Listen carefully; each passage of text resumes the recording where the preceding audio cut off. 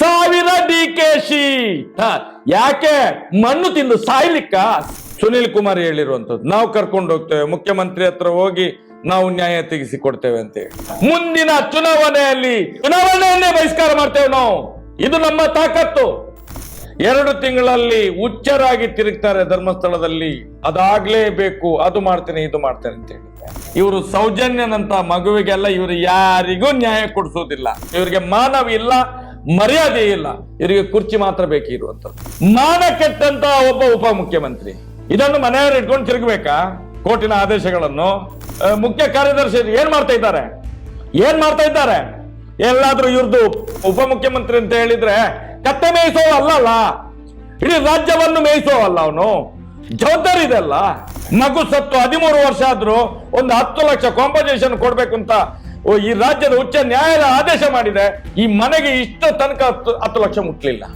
2012ರಿಂದ ಅದರ ಮೇಲೆ ಅಲ್ಲಿ ಒಂದೇ ಒಂದು ಅತ್ಯಾಚಾರ ಕೊಲೆ ಪ್ರಕರಣ ಆಗ್ಲಿಲ್ಲ. ಹೆಲ್ಪ್ ಲೈನ್ ನಿರ್ಮಾಣ ಮಾಡ್ಬೇಕು ಅಂತ ಹೇಳಿ ನಾವು ಕೇಳುವುದಲ್ಲ, ನಾವು ಭಿಕ್ಷೆ ಬೇಡುವುದಲ್ಲ, ಈ ಸರ್ಕಾರ ಮಾಡ್ಬೇಕಿತ್ತು.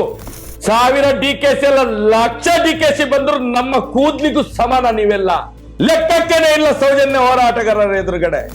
ನ್ಯಾಯ ಕೊಡ್ಸಿ ನಿಮ್ಗೆ ತಾಕತ್ತಿದ್ರೆ. DKಶಿ ಅವರೇ ನ್ಯಾಯ ಕೊಡಿಸಿ. ಅರೆ ನಿಮ್ಮ ಯೋಗ್ಯತೆಗೆ ಒಂದು ಮಗುವಿಗೆ ನ್ಯಾಯ ಕೊಡಿಸಿ. ಎಷ್ಟು ಸಲ? 7 ಸಲ 8 ಸಲ MLA ಆಗಿದ್ದೇನೆ. MLA ಆಗುದಲ್ಲ, ಎಮ್ಮೆ ಕಾಯಲಿಕ್ಕೆ ಹೋಗಿ ನೀವು. ನಾವು ನಂಬುವಂತ ಅಣ್ಣಪ್ಪ ಸ್ವಾಮಿ ಬೇರೆ ಅಲ್ಲ, ನೀವು ನಂಬುವಂತ ನೊನವಿನಕೆರೆ ಅಜ್ಜಯ್ಯ ಬೇರೆ ಅಲ್ಲ. ಎಲ್ಲಾದ್ರೂ ನಿಮ್ಮ ಸಂಸಾರದ ಹೆಣ್ಣು ಮಗು ಆದ್ರೂ ಕೂಡ ನಾನು ಹೋರಾಟ ಮಾಡ್ತಾ ಇದ್ದೆ. ನೀವು ಕೂಡ ಇವತ್ತು ಅದನ್ನೇ ಪ್ರತಿಪಾದನೆ ಮಾಡ್ತಾ ಇದ್ದೀರಾ. ನಿಮ್ಗೆ ಅಣ್ಣಪ್ಪನ ಶಾಪ, ನಿಮ್ಗೆ ಮಂಜುನಾಥನ ಶಾಪ. ಅರೆ ನೀವು 8 ಅಲ್ಲ 100 ಸಲ ಆದ್ರೂ ಕೆಲಸಕ್ಕೆ ಬರ್ಬೇಕಲ್ಲ. ನಾಯಿಯ ಕೆಚ್ಚಲಲ್ಲಿ ಹಾಲಿದ್ರೆ ಮನುಷ್ಯನಿಗೆ ಉಪಯೋಗಕ್ಕೆ ಬರುವುದಿಲ್ಲ. ಒಬ್ಬ MLA 5 ವರ್ಷ MLA ಆದ್ರೆ ಅವನ ಹತ್ರ 500 ರೂಪಾಯಿ ಇದ್ರೆ ಅವನು 5 ವರ್ಷದಲ್ಲಿ 500 ಕೋಟಿ ಒಡೆಯ ಆಗ್ತಾನೆ. ಹೇಗೆ?